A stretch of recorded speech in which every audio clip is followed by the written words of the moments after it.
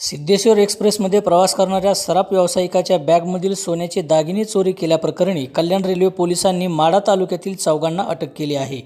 या आरोपींकडून सुमारे 1 kilo 98 gram वजनाच्या आणि 1,62,27,500 रुपये किमतीच्या सोन्याच्या 3 लगडी जप्त करण्यात आल्या आहेत।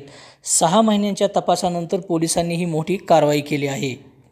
याबाबत कल्याण रेल्वे पोलीस ठाण्याचे निरीक्षक चिमणाजी केंद्रे यांनी दिलेल्या माहितीनुसार 6 डिसेंबर 2025 रोजी रात्री अभयकुमार जैन हे गोरेगाव मुंबई येथील सोलापूरहून कल्याणकडे सिद्धेश्वर एक्सप्रेसने प्रवास करत होते।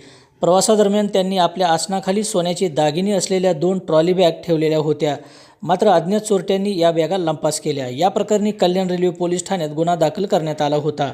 या गंभीर गुन्ह्याचा तपास करण्यासाठी मुंबई रेल्वे पोलीस आयुक्त एम राकेश कलासागर आणि पोलीस उपायुक्त प्रज्ञा शेडगे यांच्या मार्गदर्शनाखाली विशेष अशा पथकाची नियुक्ती करण्यात आली होती।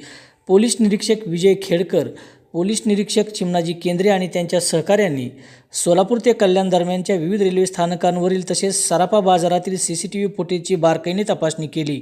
तपासादरम्यान या गुन्ह्यात सुमारे 10 जणांच्या टोळीचा सहभाग असल्याचा संशय पोलिसांना आला होता। दरम्यान पोलिसांनी संशयितांची चौकशी केल्यानंतर माढा तालुक्यातील असणारे रमेश डिकोळे, फुलचंद गुंजाळ, दिलीप गुंजाळ, धनराज गुंजाळ, हिरा गुंजाळ, सुरेश गुंजाळ, पुणेकर डिकोळे, सागर डिकोळे, विकास डिकोळे आणि भारत काळे यांची नावे समोर आली होती।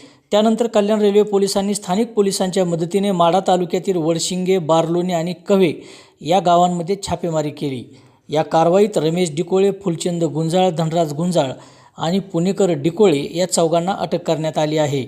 अटक आरोपींकडून पोलिसांनी 250 ग्रॅम वजनाची 35 लाख रुपये किमतीची सोन्याची लगड, 548.5 ग्रॅम वजनाची 82,27,500 रुपये किमतीची सोन्याची लगड आणि 300 ग्रॅम वजनाची 45 लाख रुपये किमतीची सोन्याची लगड जप्त केली आहे।